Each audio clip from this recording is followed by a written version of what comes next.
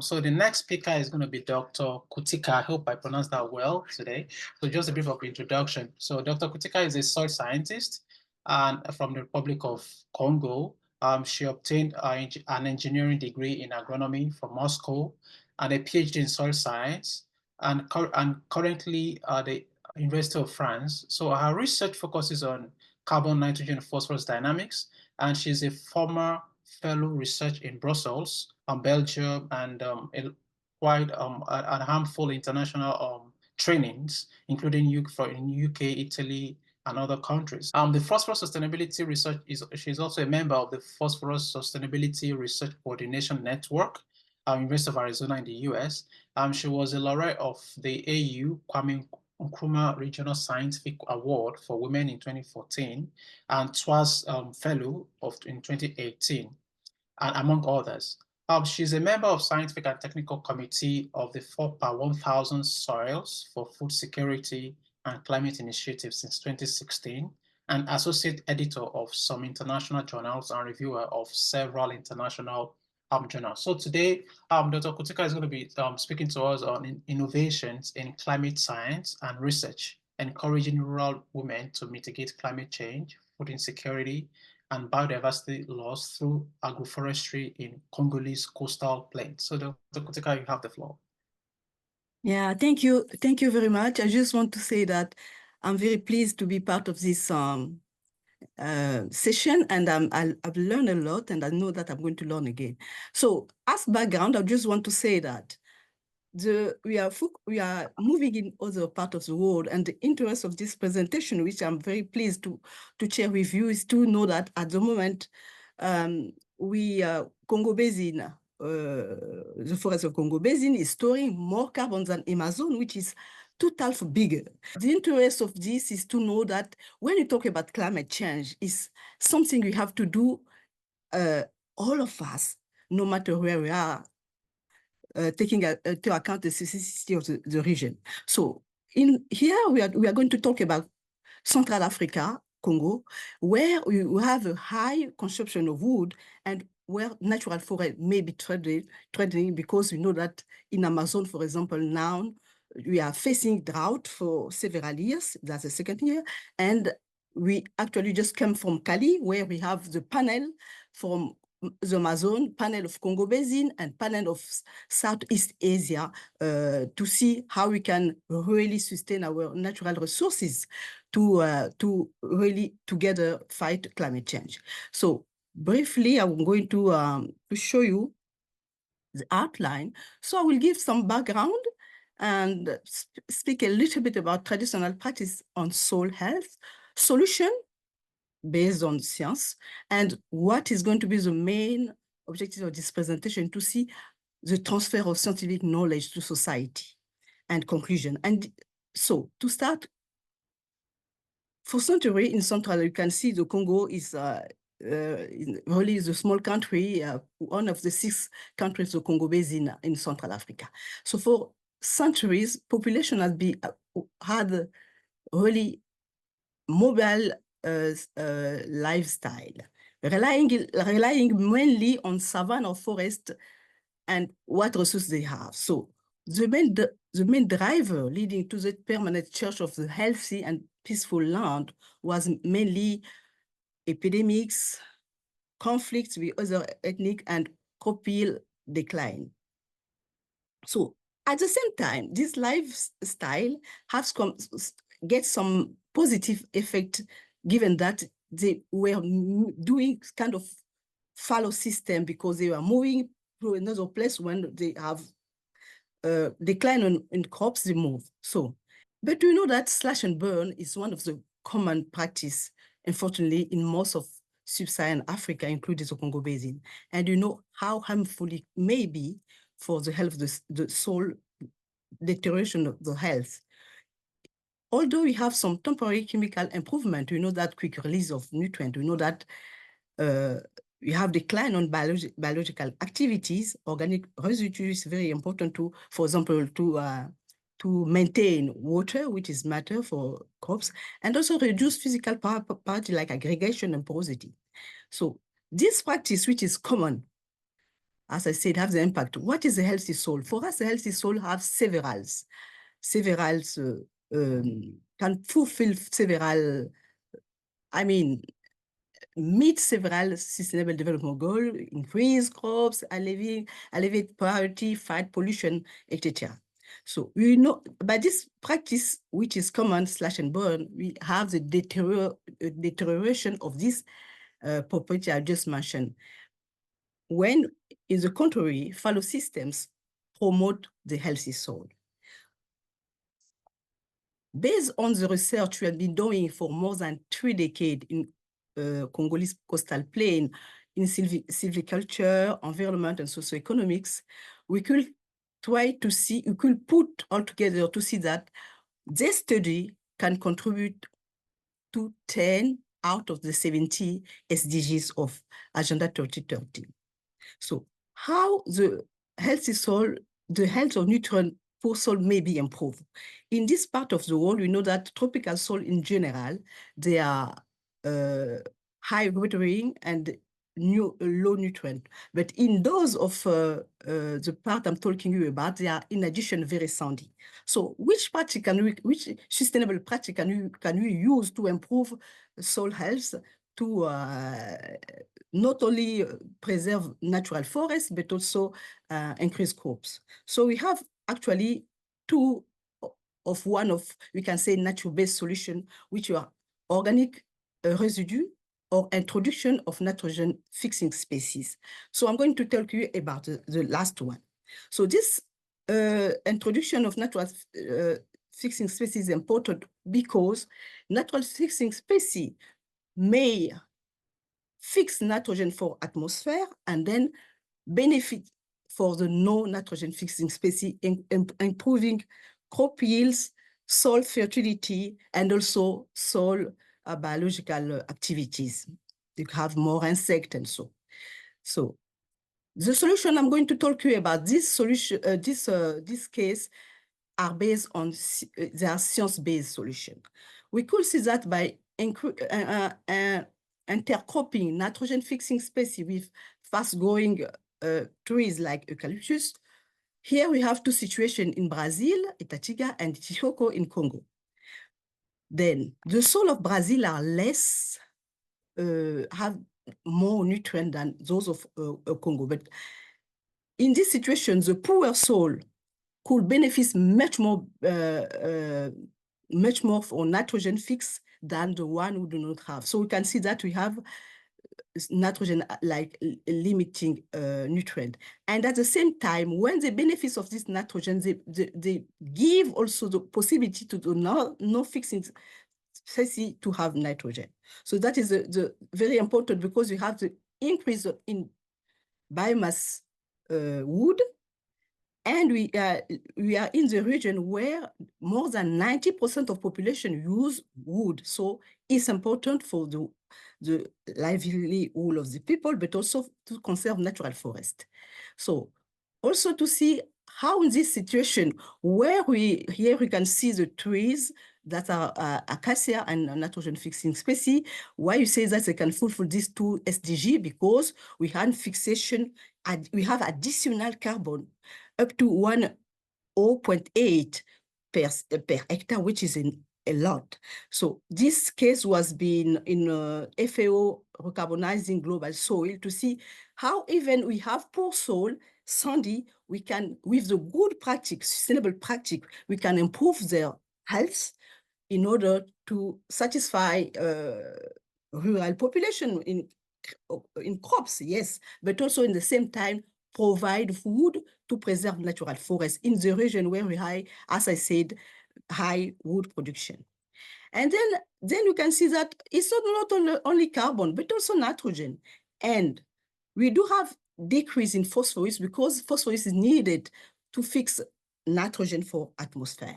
But at the same time, this solution, we can see that although we have this decrease in phosphorus in the top, at the same time, given that acacia may fix phosphorus for very deep layer of the soil, we have a more active, I will say, macro activities in the forest, making that so nutrients are more available, where we have the mixed nitrogen fixing and non-nitrogen fixing than in the monoculture of non-nitrogen fixing. So we can see how that even by little health can improve. So for that, we wanted now to make the transfer, because as researcher, especially from the South country like mine, where our main goal is to try to see how the society can benefit from our research, so research for development. So we had a project implemented in the Congo Basin, especially limited to women. Why women?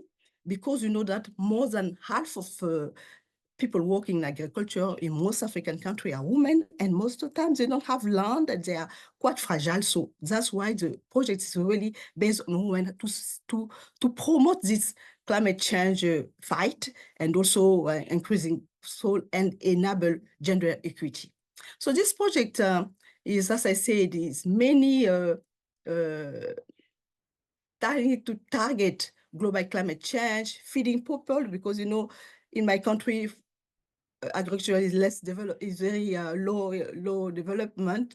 So we need to try to see how to encourage people to have good practice and to ensure good health. So that is so health priority, also enhance women autonomy, which is important, and also to try to install this practice in the sustainable way so they can be adopted by women.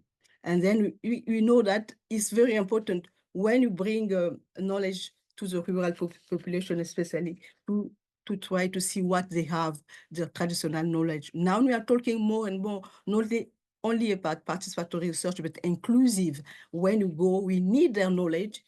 We have our own scientific knowledge, but yet it's very important to try to adapt together so we can have the success to install the practice in this population. So here we have just briefly what can be the benefits of agroforestry systems in different regions of the world, but I'm not going to pay a lot of attention about it, just to let you know that we can go in up to 70 ton of CO2 only on 800 hectares. So you can see that is important.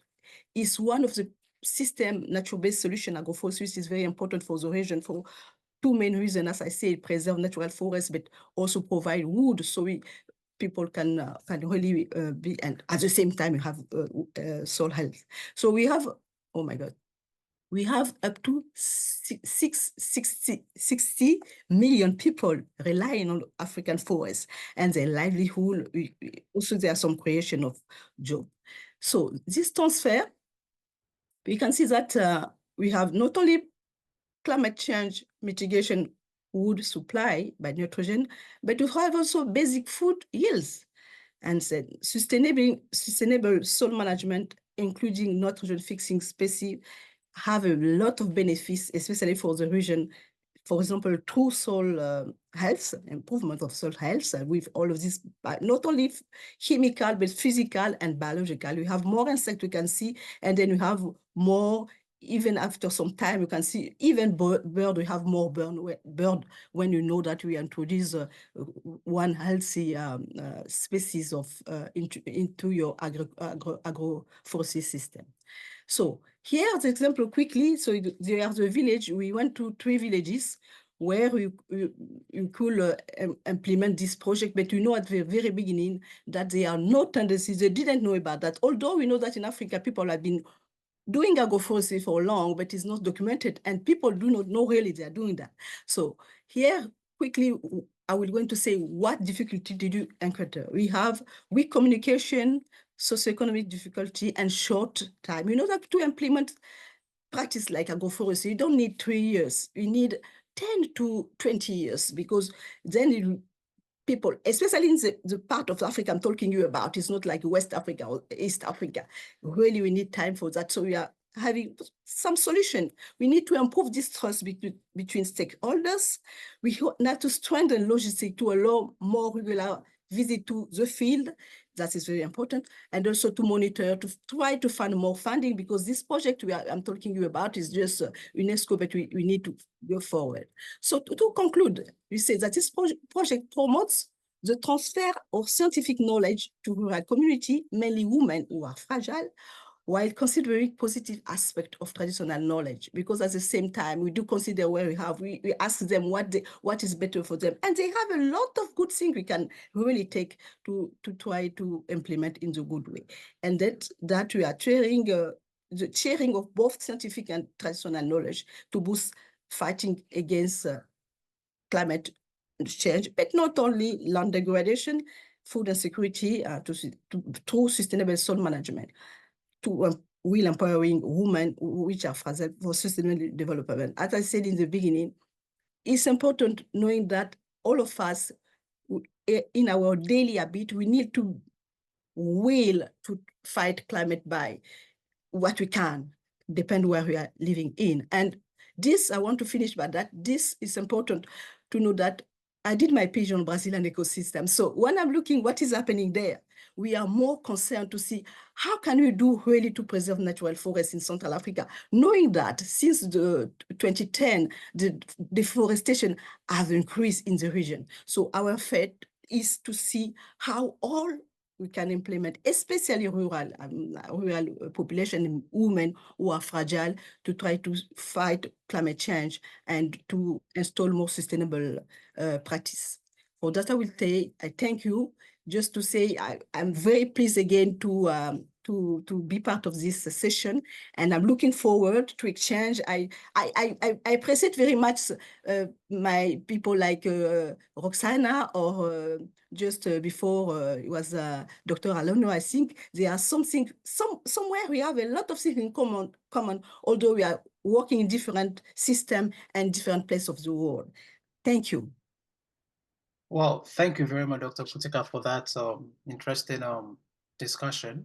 Well, I do have some questions, but I guess you've addressed them at the latter part of your slides, because when we're talking about these initiatives, I was very curious to know how you were able to engage the public, how you're able to transfer such knowledge to the public. Of course, because the public, as far as we know, the local people there are the ones that are probably going to use some of this information. And you've addressed that in the last couple of slides.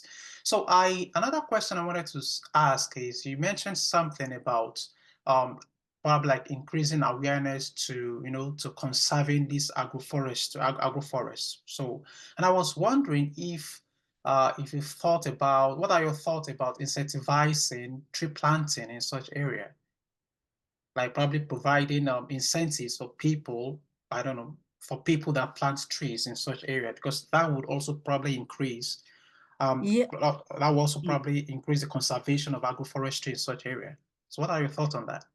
Yeah, but we have in Central Africa in general, we are planting a lot, and now country like Rwanda also is a little bit far from where I am. They have the biggest area of trees, and we are absolutely right, because as you could see in the first slide, I'm part of 4 per thousand initiative, and every year we have 4 per thousand days.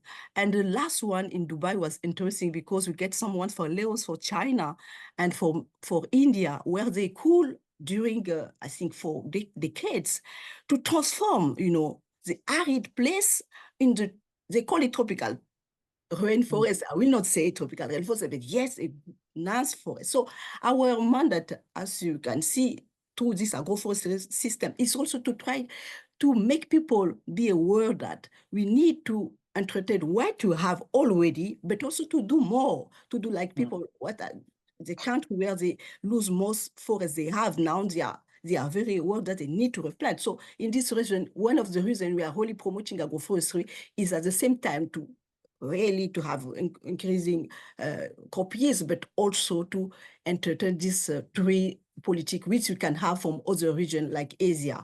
And for these 2 examples I gave you, so that is also what we are trying to do. But the fight is very hard, because in the region like mine, where things grows easily, people do not care. So it's another thing also to know.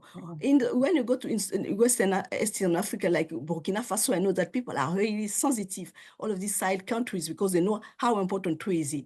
But when you come into the country like mine, Central Africa, there are trees everywhere. People do not understand how trees is important, how we should take care of it. Wow, thank you very much, Dr. Koutika. So